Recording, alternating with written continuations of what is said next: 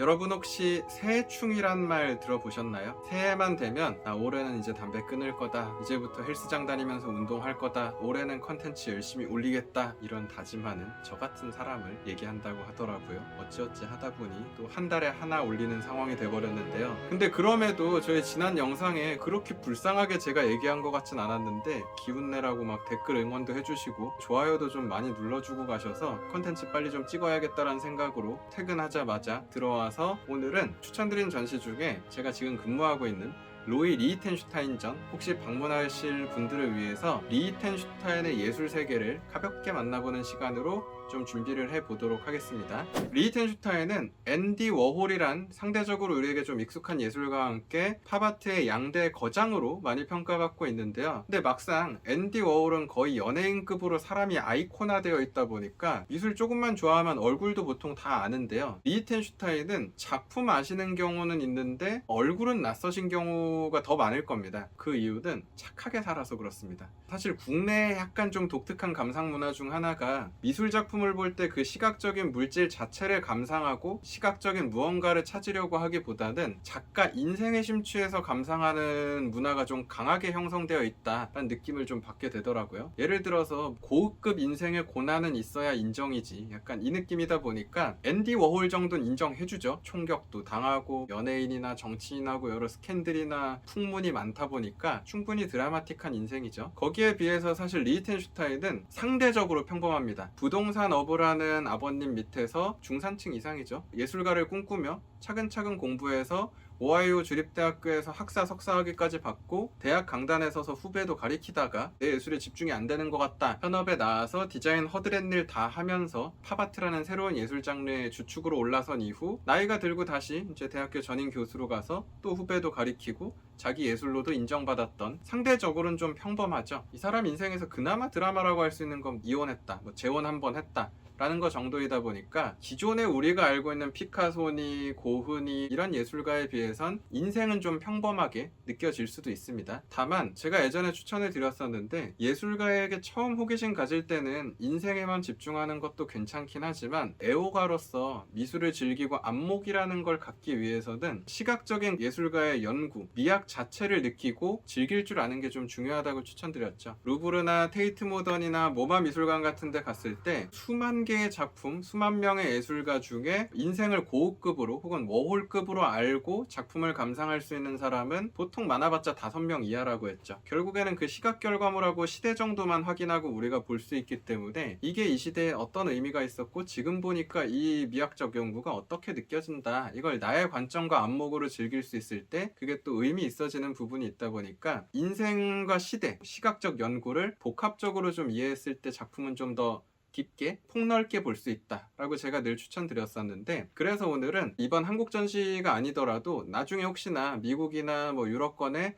해외여행 가셨다가 리히텐슈타인 작품 봤을 때 이 포인트로 보시면 좋을 것 같다 라는 핵심만 최대한 압축해서 소개를 해보도록 하겠습니다. 일단 리히텐슈타인의 대학 시절 20대 때의 작품을 보시면 유화로 되게 추상적인 작품을 제작했었습니다. 이유는 이 사람이 대학 다니던 시절에 제일 인기 있었던 예술가가 물감 뿌리는 액션 페인팅이란 기법으로 유명했던 잭슨 폴록이 중심권에 서 있었고 평단의 평도 좋고 작품도 고가로 판매되고 있는 시점이었기 때문에 화가로서 차근차근 공부하며 교수님 얘기를 듣고 있는 리히텐슈타인 입장에서 지금 주류라고 평가받고 있는 이 예술 사조를 아예 거부하는 건 거의 피카소급의 도전 정신은 있어야 가능한 거고요. 초기에는 초현실주의와 추상예술의 중간점에 있는 주류 예술이었던 것들을 자기 방식으로 좀 해석해보는 시도를 했었던 거죠. 근데 이 사람이 자기 예술을 하려고 고민하던 시절에 아들이 팝아트를 시작하게 된 계기를 만들어줬다고 에피소드가 많이 소개되는데요. 아들이 2명 있는데 그중 한 명이 아빠 나 미키마우스 좋아해, 미키마우스 그려줘 라고 얘기했답니다. 쓱쓱 그려줬더니 아들이 미키마우스 그림이 아빠 그림보다 멋진 것 같아 이런 얘기를 했다는데요. 그 말을 듣고 이 사람이 고민에 빠진 거죠. 당시에도 일반 사람들은 잭슨 폴록 작품 보면서 위대함을 느끼기보단 TV에 나오는 미키마우스든 마릴린 먼로든 이런 스타들에게 열광하고 있었는데 왜 대중들이 좋아하는 TV 속의 미디어 이미지나 시각 문화는 질 낮은 시각 문화처럼 취급을 하고 난해해 보이는 그 물감 덩어리는 위대한 고등예술이라고 왜 극찬을 하고 있는 걸까? 이게 변화된 시대에 맞는 접근법일까? 란 의문으로 팝, 대중이 좋아하는 이미지로 예술적으로 접근해 나갔던 게 리히텐슈타인의 연구였다라고 보시면 좋을 것 같습니다. 미술 사적으로 봤을 때 팝아트란 용어 자체는 사실 영국에서 시작됐습니다. 하지만 자본과 대량 생산 문화의 중심지가 미국이었기 때문에 팝아트의 메인 스트림이 미국에서 형성됐고, 그 1세대에 해당하는, 엄밀히 따지면 한 1.5세대하고 1세대 사이 정도일 수 있겠지만, 이 중심을 이끌어간 두 명이 워홀과 리히텐슈타인이 많이 거론된다 라고 생각해 주시면 될 것 같습니다. 다만 워홀하고 리히텐슈타인의 결정적인 차이는, 앤디 워홀은 자기 작업실 아예 공장이라고 이름 짓고 조수시켜서 판화로 찍어내는 형태로 작업을 했죠. 근데 리히텐슈타인은 다 수작업으로 손으로 그립니다. 그래서 자세히 보면 제일 중요한 표현 기법이 리히텐슈타인 작품에 반복적으로 등장하는 이 땡땡땡땡 점 찍혀있는 벤데이닷이라는 점 표현이 중요한데요. 19세기에 벤자민 데이라는 판화업자가 대량 인쇄술을 개발했는데, 이 인쇄술의 특징이 점을 이용해서 이 색을 찍고 겹쳐서 조합하는 형태이다 보니까 이 시대의 만화 같은 거 인쇄물 보시면 그냥 색면처럼 보이는 게 자세히 보면 다 점으로서 구성이 되어 있고요. 이걸 그냥 확대만 해버려도 이 점의 간격들이 정확하게 보이면서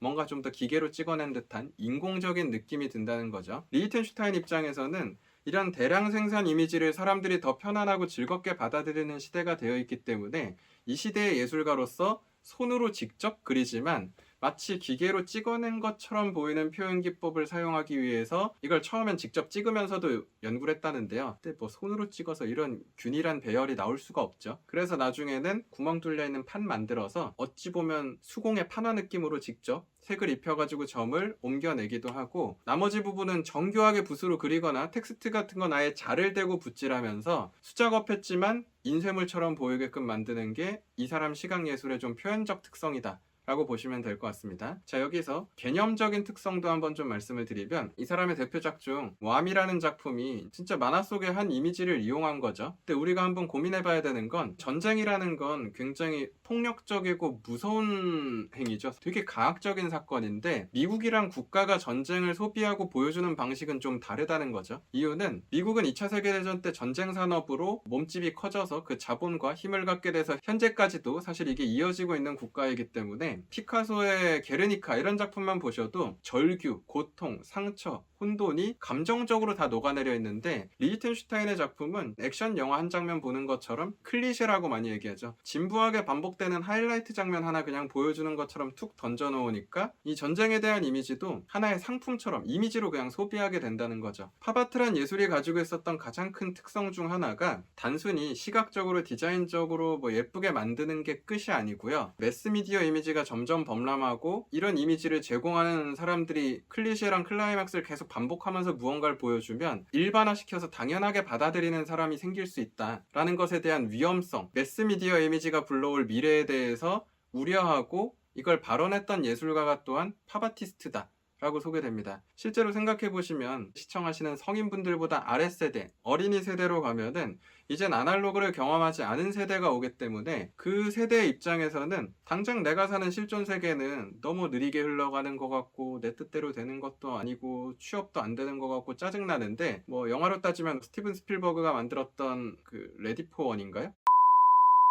메타버스라는 그 가상의 세계에서는 내 외형도 마음대로 바꿀 수 있고, 현실 세계에서는 불가능한 폭력이나 레이싱 같은 거 마음대로 할 수 있고, 그 세계가 너무 화려하기 때문에 실제 나의 세계엔 오히려 흥미를 느끼지 못하고 스펙터클한 이미지가 넘쳐나는 그 이미지의 세계를 실제로 원하게 되는 이런 세상 얼마든지 오게 될 거다, 이런 얘기를 하고 있는 게 사실 팝아트였다 라고 보시면 좋을 것 같습니다. 여기서 리히텐슈타인은 미학적으로도 더 연구하고자 했기 때문에 작품 하나 더 추천드리면, 붓터치라는 작품은 실제로 자기 붓터치의 모양을 하나 갈겨놓은 다음에 밴데이닷으로 인공적 느낌 나게 찍어놓고 외곽 테두리선을 다 정리하고 색을 균질화시켜서 붓터치마저도 마치 기계로 찍어낸 것처럼 보이게 만들었다 라고 생각하시면 됩니다. 이렇게 만든 이유는 인류의 시각 패러다임이 이제 바뀌었다는 거죠. 팝아트 예술가들이 대두되기 시작한 시점은 TV라는 매체가 대중에게 보급되기 시작한 시점하고 맞닿아 있습니다. TV가 보급되기 전에는 인류 역사에서 우리 같은 일반 사람들이 가장 화려한 시각 경험을 할 수 있는 공간은 무조건 미술관이었습니다. 시대가 바뀌고 TV가 집에 들어오기 시작하다 보니까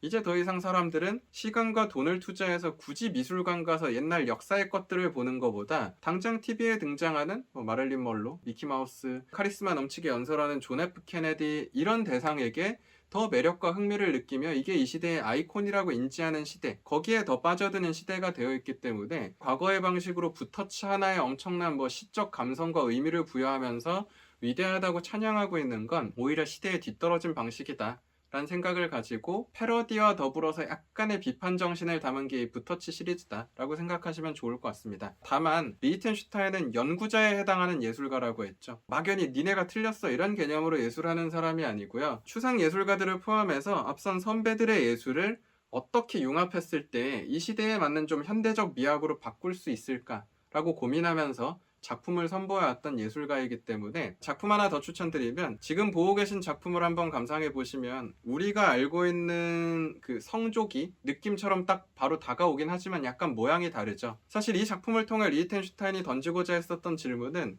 이미 직전에 선보였었던 제스퍼 존스란 예술가가 깃발이란 작품을 통해서 선보였었습니다. 이 사람은 아예 똑같은 성조기를 유화로 그린 다음에 이걸 작품이라고 내놓은 거죠. 그럼 우리가 고민하게 되는 질문은 제스퍼 존스가 그린 이 성조기하고 3,000원 주고 살 수 있는 이 성조기하고 제작 재료 외에는 구도, 형태, 색 패턴, 미학적으로 봤을 때 거의 동일한 결과물에 해당하는데 왜 제스퍼 존스가 손으로 그린 건 수백억의 사람들이 사고 왜 문방구에서 파는 건 3,000원 주고 사는 걸 당연하게 생각할까? 우리가 시각적으로 무언가를 보고 감상한다는 것에 기준이나 가치를 부여하는 건 과연 무엇인가?